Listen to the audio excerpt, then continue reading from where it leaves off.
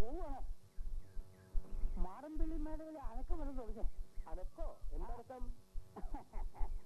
മാടമ്പിള്ളിയിലെ മേൽനോട്ടം നമ്മളേറ്റ ചുരുക്കിന് ചെമ്പങ്കോട്ട അളിയച്ചാരി അവിടെ ഒരു കടുങ്കൈ ചെയ്ത് വെച്ചിട്ടുണ്ട്. എന്തോ മനസ്സിലായി?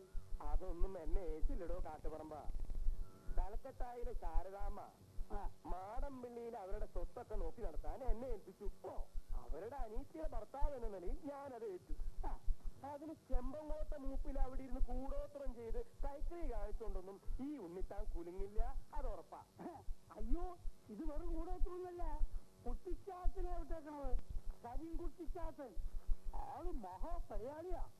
അതുകൊണ്ടാ ചോദിച്ചത് മാടമ്പിള്ളി മേടയിൽ വല്ല കട്ടപിച്ചും കേട്ടു തുടങ്ങിയോ?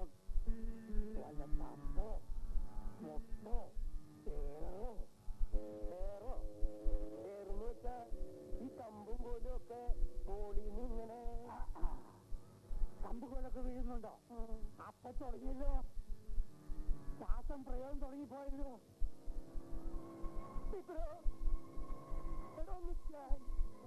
ഈ ഏറെന്ന് വെച്ചാ നമ്മുടെ വെള്ള പൂശുന്ന രാഘവന്റെ കുമ്മായത്തിൽ ഇന്ന് രാഘവ ഇല്ലാത്തപ്പോ മോളിന്ന് ഇങ്ങനെ ആ വീഴും. അതിന് രാഗവും വേണ്ട. എന്തോ മനസ്സിലായി?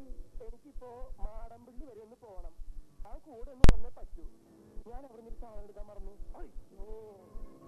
ഇപ്പൊ സന്ധ്യ മഞ്ഞല്ലോ. പോരാത്തതിന് വെള്ളിയാഴ്ച മാടമ്പിള്ളിയിൽ പഴയ തമിഴ്ച്ചുണ്ടല്ലോ, നാക്ക് നനയ്ക്കാൻ ഇറങ്ങുന്ന ദിവസമാ. എനിക്ക് ഇഷ്ടം അങ്ങോട്ട് പോയാലേ നമ്മുടെ കുഞ്ചാൻകുട്ടിയുടെ പെമ്പറിനവർക്ക് ഒരു ചാർട്ട് കൊടുക്കാണ്ടോ.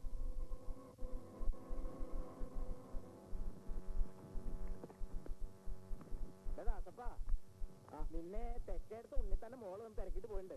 അവരുടെ തൊട്ടിയോ മറ്റോ കിണറ്റിൽ വീണു. അതൊന്നും എടുത്തു കൊടുക്കാനാ. അറിഞ്ഞറിഞ്ഞു അങ്ങോട്ട് തന്നെയാ പോകുന്നത്.